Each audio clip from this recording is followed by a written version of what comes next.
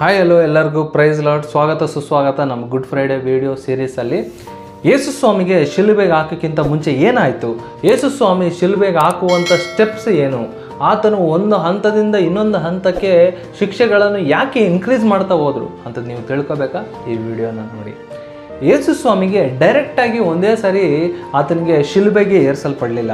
ಯೇಸು ಸ್ವಾಮಿಗೆ ಹಂತ ಹಂತವಾಗಿ ರಾಜರು, ಅದು ಕೂಡ ಮೇಜರಾಗಿ ಭಾಳಷ್ಟು ರಾಜರು ಒಂದೊಂದು ತೀರ್ಮಾನಗಳನ್ನು ಕೊಟ್ಟರು. ಅದು ಕೂಡ ಒಂದೇ ಪ್ಲೇಸಲ್ಲಿ ಕೊಟ್ಟಿಲ್ಲ.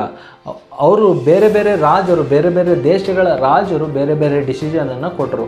ಒಂದು ರಾಜ ಈತನನ್ನು ಅಪರಾಧಿನೇ ಅಲ್ಲ ಅಂತ ಒಂದು ರಾಜ ಆತನು ತೀರ್ಪು ಕೊಟ್ಟು ಬಿಟ್ಟರೆ, ಇನ್ನೊಂದು ರಾಜ ಈತನು ಸ್ವಲ್ಪ ತಪ್ಪುಗಳನ್ನು ಮಾಡಿರ್ಬೋದು, ಈತನಿಗೆ ಬರೀ ಒಂದು ಸ್ವಲ್ಪ ಚಾಡಿ ಏಟ್ಗಳನ್ನ ಕೊಟ್ಟು ಕಳಿಸ್ಬಿಡೋಣ ಅಂತೇಳಿ ಯೇಸು ಸ್ವಾಮಿನ ಕಳಿಸ್ತಾರೆ. ಇನ್ನೊಬ್ಬ ರಾಜ ಈತನು ಅಷ್ಟೇನು ಪಾಪಗಳನ್ನು ಮಾಡಿಲ್ಲ, ಒಂದು ಕೆಲಸ ಮಾಡೋಣ, ಈತನ ಬದಲಿಗೆ ಇನ್ನೊಬ್ಬರನ್ನ ನಾವು ಶಿಲ್ಬೆಗೆ ಏರಿಸೋಣ ಅಂದಾಗ ಜನರೆಲ್ಲ ಅಪೋಸ್ ಮಾಡಿದಾಗ ಆತನು ಮತ್ತೆ ಆತನ ಜಡ್ಜ್ಮೆಂಟ್ನ ಪಾಸ್ ಮಾಡೋಕ್ಕೆ ಆಗೋದಿಲ್ಲ. ಆದರೆ ಮತ್ತೆ ಇನ್ನೊಬ್ಬ ರಾಜನು ಮತ್ತೆ ಇನ್ನೊಂದು ಥರ ಏನು ಮಾಡ್ತಾನೆ ಅಂತಂದರೆ, ಯೇಸು ಸ್ವಾಮಿಯನ್ನು ಮುಳ್ಳು ಕಿರೀಟ ಆಗ್ಬಿಟ್ಟು ತನಗೆ ಅವಮಾನ ಮಾಡಿದರೆ ಸಾಕಲ್ಲ ಅಂತ ಹೇಳ್ತಾನೆ. ಹಾಗಾಗಿ ಇವೆಲ್ಲ ಹಂತ ಹಂತವಾಗಿ ಬೆಳೀತಾ ಹೋದಾಗಲೂ ಕೂಡ ಪರಿಸಾಯರು, ಸದ್ದುಕಾಯರು ಮತ್ತು ಅವರಿಗೆ ಸಪೋರ್ಟ್ ಮಾಡುವಂಥ ಜನರು ಯಾರಿದ್ರಲ್ಲ ಅವರೆಲ್ಲರೂ ಕೂಡ ಸೈಲೆಂಟಾಗಿರಲಿಲ್ಲ.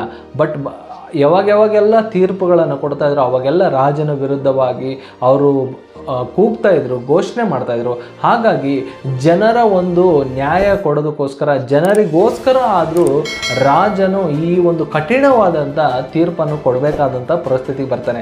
ಈವನ್ ಒಂದು ಆ ರಾಜನ ತೀರ್ಪು ಕೊಡುವಾಗಲೂ ಕೂಡ ಈ ತೀರ್ಪು ನನ್ನದಲ್ಲ, ಈತನ ರಕ್ತ ನನ್ನ ಮೇಲೆ ಬರಬೇಕಾಗಿಲ್ಲ ಅಂಥೇಳಿ ಕೈ ತೊಳೆಯೋದನ್ನು ಕೂಡ ನಾವು ಆ ಒಂದು ಸನ್ನಿವೇಶದಲ್ಲಿ ನೋಡ್ತೀವಿ. ಹಾಗಾಗಿ ಶಿಲುಬೆಗೆ ಹೋಗುವಂಥ ಸನ್ನಿವೇಶ ಏನಿದೆ ಹಂತ ಹಂತವಾಗಿ ಆದಂಥ ಸನ್ನಿವೇಶ ಅಂತೇಳಿ ನಾನು ಹೇಳೋಕ್ಕೆ ಇಷ್ಟಪಡ್ತೀನಿ.